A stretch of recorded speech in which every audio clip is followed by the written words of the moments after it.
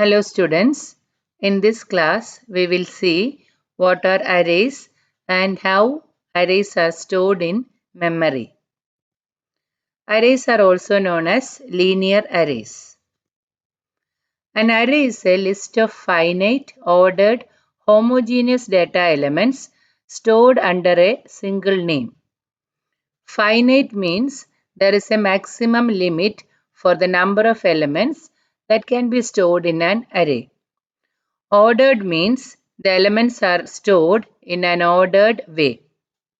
Homogeneous means the elements of the array should be of the same data type.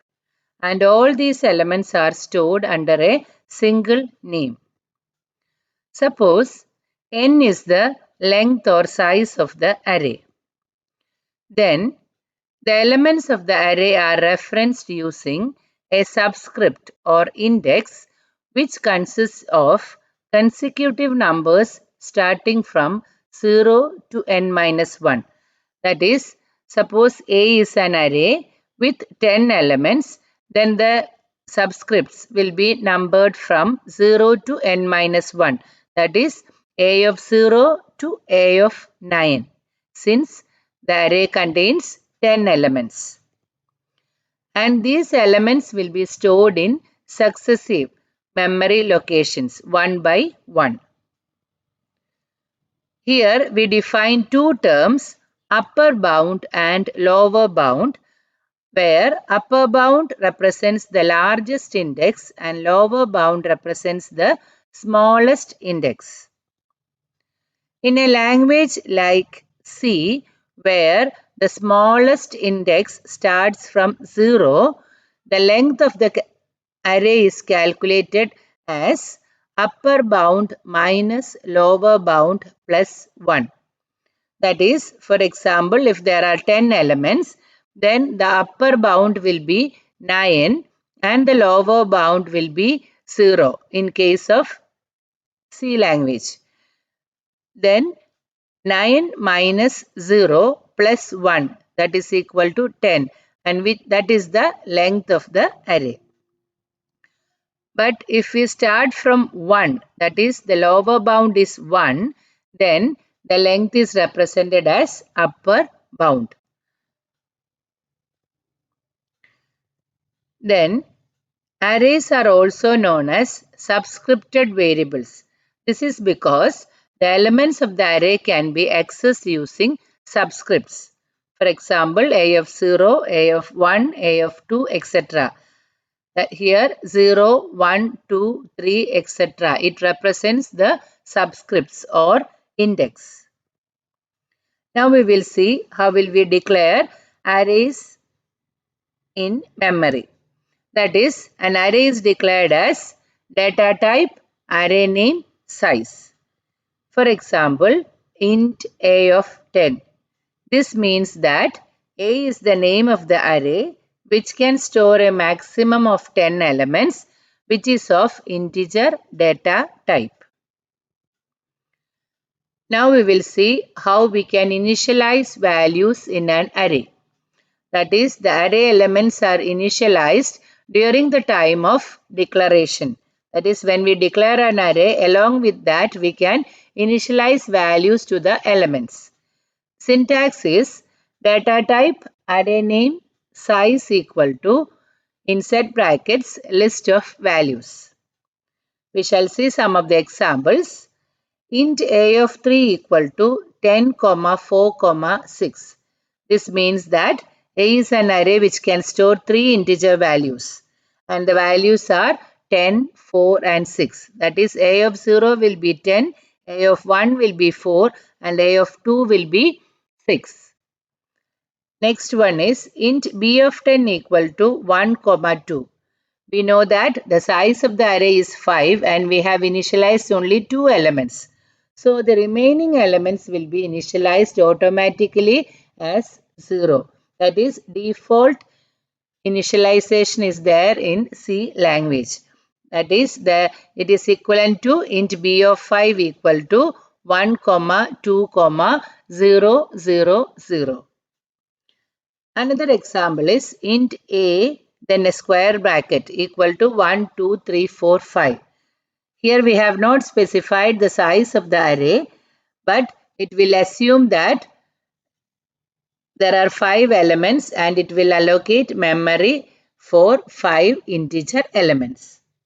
Another example is int a of 3 equal to a set bracket.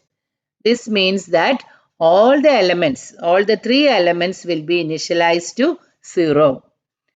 This can be also written as a of 3 equal to in set brackets 0. This also means that a of 3 equal to 0, 0, 0. That is, all the elements will be initialized to 0. We can also assign values to individual elements of the array. This is done using the assignment operator. We know that the assignment operator is equal to sign. That is, a of 5 equal to 10. This means that the fifth element in array A is initialized with a value 10. Now we will see how array elements are stored in memory. We know that an integer data type takes 2 bytes of storage. A character data type takes 1 byte, float takes 4 bytes, and double takes 8 bytes of storage. Suppose A is an array with 10 elements, then we can represent it in memory as, we know that there are 10 elements, so the index or the subscript starts from 0, then the elements will be at locations a of 0, a of 1, a of 2, etc., a of 9. Here 10 elements are stored and here 1000 represents the starting address of the array. That is, the elements will be stored from 1000. Since it is an array with integer elements and integer takes 2 bytes, the first element, that is 10, takes 2 bytes of storage. That is 1000 and 1001. The next element 30 will also take 2 bytes, that is 1002 and 1003, and so on. Suppose we have an array with float elements, 10 float elements, then the elements will be stored as, the first element will take 4 bytes, that is 1000, 1001, 1002 and 1003, and the second element will start from location 1004 and the third element from 1008 and so on. Now we will see how can we calculate the address of an array element. The starting address of an array is called the base address. In this example, here 1000 is the base address. Then the address of a particular array element can be calculated using the formula a of k equal to base address plus size of data item into index of element minus lower bound. We shall explain this using an example.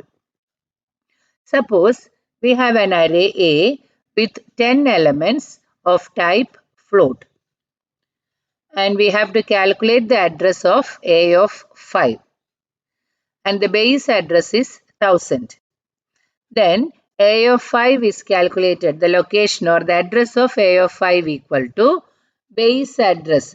This is the base address is 1000 plus size of data item. Since the data item is of type float, it takes 4 bytes, that is 4 into index of element. Index of element is, we have to find the location of A of 5. So the index is 5 minus lower bound. Here the lower bound starts from 0. That is equal to 1000 plus 4 into 5, that is equal to 20. That is 1020. So we can calculate the address of an element in the array using the formula base address plus size of data item into index of the element minus lower bound. So in this class, we have seen what is an array, how it is declared, how we can initialize values to the elements of an array, and how to calculate the address of an array element. Thank you.